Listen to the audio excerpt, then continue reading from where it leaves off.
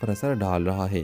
وہ خود کو سمجھانے کی کوشش کرتی ہے کہ یہ سب اتفاق تھا، لیکن اندرونی طور پر وہ خود بھی الجھن کا شکار ہے۔ دوسری طرف رضا بھی پریشان دکھائی دیتا ہے۔ وہ خود کو سخت اور مغرور ظاہر کرنے کی کوشش کرتا ہے، لیکن حقیقت میں وہ ہر لمحہ مہرین کے بارے میں سوچ رہا ہے۔ اس کے اندر ایک عجیب بے چینی پیدا ہو چکی ہے جسے وہ سمجھنے سے قاصر ہے۔ عریشہ، جو پہلے ہی رضا پر نظر رکھے ہوئے ہے، اب مزید چوکنا ہو گئی ہے۔ اسے احساس ہو رہا ہے کہ رضا بدلنے لگا ہے۔ وہ جلد از جلد شادی کے تیاروں کو تیز کروانے کے لیے اس کی ماں کو راضی کرنے کی کوشش کرتی ہے۔ رضا کی ماں کو بھی لگنے لگا ہے کہ شاید ان کا بیٹا کسی اور کی طرف مائل ہو رہا ہے، جس پر وہ پریشان ہو جاتی ہے۔ ادھر شایان بھی مہرین پر اپنی مرضی توپنے لگا ہے۔ وہ اسے یونیورسٹی چھوڑنے اور شادی کے بعد صرف گھر تک محدود رہنے کے لیے قائل کرنا چاہتا ہے، لیکن مہرین خاموشی سے سب کچھ سہ رہی ہے۔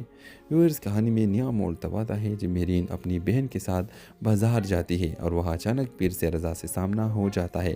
اس بار بھی تلخی جنم لیتی ہے، لیکن ساتھ ہی رضا کو احساس ہوتا ہے کہ وہ مہرین کے بارے میں غیر ضروری طور پر زیادہ سوچنے لگا ہے۔ وہ خود کو سخت اور لاپرواہ ظاہر کرتا ہے، لیکن اس کی نظروں میں واضح طور پر کچھ بدل۔ اس کے آخر میں عریشہ رضا کے والدین سے کہتی ہے کہ وہ جلد از جلد شادی کی تاریخ طے کر دے تاکہ کوئی اور ان کے درمیان نہ آ سکے۔ ورز، یہ کہ جذبات کشمکش سے بھرپور تھی۔ رضا اور مہرین بار بار کی ملاقات ایک دلچسپ تعلق کا آغاز کر رہی ہے، جبکہ عریشہ اور شایان کے کردار کہانی میں مزید تناؤ پیدا کر رہے ہیں۔ ورز، اس قسم میں آپ دیکھیں گے کہ جہاں مہرین اور رضا کی زندگی میں بدلاؤ واضح نظر آتا ہے، دونوں کے درمیان ناپسندیدگی کے باوجود قسمت بار بار انہیں ایک دوسرے کے سامنے لا رہی ہے۔ مہرین گھر واپس آ کر پریشان ہو جاتی ہے۔ اسے سمجھ نہیں آ رہا کہ کیوں رضا کی باتیں اور رویہ اس کے دل و دماغ پر اثر ڈال رہا ہے۔